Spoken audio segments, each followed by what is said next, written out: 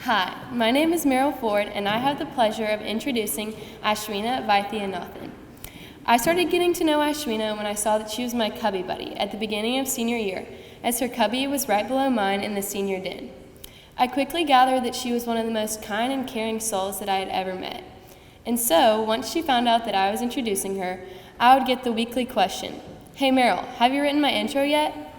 And no, I hadn't, but I've gotten the honor of getting to know this kind, beautiful, encouraging, and unique person over the past 3 months who coined the nickname Ash, not to mention that she is the baby of our grade, turning 17 this past September.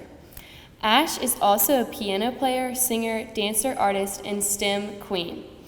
I am absolutely positive that Ash will have some words wise beyond her years to say this morning, so without further delay, Ashwinaa Metha Vaithianathan.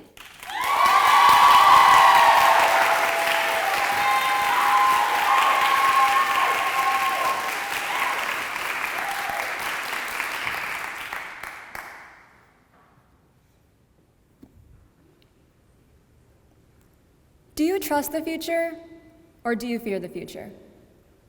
I'm going to ask that again. Do you trust the future, or do you fear the future? Flashback to February of 8th grade, Long Island, New York, 2019. I was riding in my dad's car coming back from school, and we arrived at my house. But when I opened the door, I immediately saw my mother at the entrance. It's not that I didn't enjoy my mother's presence, but I was confused for 2 reasons. One, she normally comes back way later than I do after school ends. And 2, she had this grin on her face, but it wasn't her usual grin. Did my science midterm grades come out and I failed? Did she want to have a chat about said possibly failed midterm? I was very confused about why she was here and what she was about to say. So I asked her, but instead she wanted me to put my stuff down and come to the prayer room. And when my mother asked me to come to the prayer room, I knew this was getting serious. So my heart was palpitating, my head was spinning, but when I got there, she just took a folded sheet of paper that was sitting at one of the idol's feet and asked me to open it. It didn't say I failed my midterm, but what it did say still made my heart freeze. Dr. Thirumalini Vaithianathan, congratulations on your acceptance to University of Tennessee Health Science Center as assistant professor. I was elated. My mother was able to achieve her dreams after working so hard for this moment. It didn't click why her grin felt a little off until I read further down the page, starting from August 2019. I finally understood it all. I was moving to Memphis this year. And before I could think rationally, tears were rolling down my cheeks, my head was clouded with anger, and instead of saying out loud, "Mom, I'm so proud of you, that's amazing," or "That's okay, I'm sure the move won't be so bad," instead, I just fiercely asked, "Why? Why would you do this to me?" That was a bit dramatic. Anyways. So now, after reflecting that moment, more than being foolish, selfish, and irrational, I was scared. I was fearful of change and what the future was going to look like now. Memphis is far away. Will I be able to make good friends knowing that I'll probably not see my current friends for a very long time? Will I be able to do the activities I plan to do in Ward Melville High School? Will I be able to keep up my grades? And for the next couple of months, all I did was worry about how I was going to hate Memphis.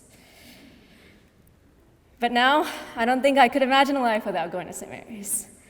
I didn't have faith that I would have such great resources, great friends, and frankly, way better teachers that I could have gotten at Ward Melville High School. This anger, frustration, and ultimately fear continued even during the beginning of freshman year, when I was struggling with the fast reading pace of St. Mary's. I only liked STEM subjects, Spanish and history. English class was always my worst class.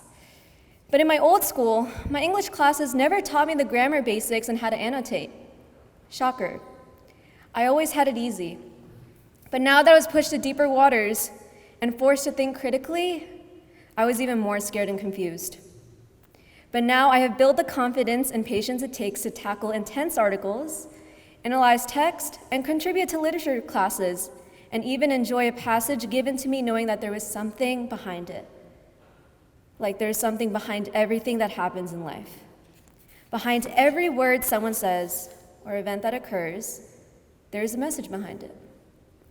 No matter how rude a person is, no matter how tragic an event is, the universe is always trying to reveal something to us. And I've come to learn that believing there's a reason behind everything actually gives me hope.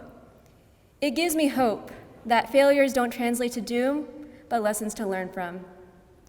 I realized how foolish I was not to be truly proud of my mom for all her hard work and all she's done for me, and how foolish I was to not realize St. Mary's was the push I needed to become a better thinker and overall confident in my abilities. Unlike Ward Melville, the St. Mary's teachers know me in and out and personally work with me and challenge me to reach my maximum potential. And if I did not attend St. Mary's, I would not have been graced by the class of 2022, who have never failed to help me out when I was in the dark. All I mean to say is that instead of worrying about the future, or instead of worrying at all, seek the blessing in every little thing, because this is indeed a blessing. So trust the future, trust yourself, you're all going to be just fine. Thank you.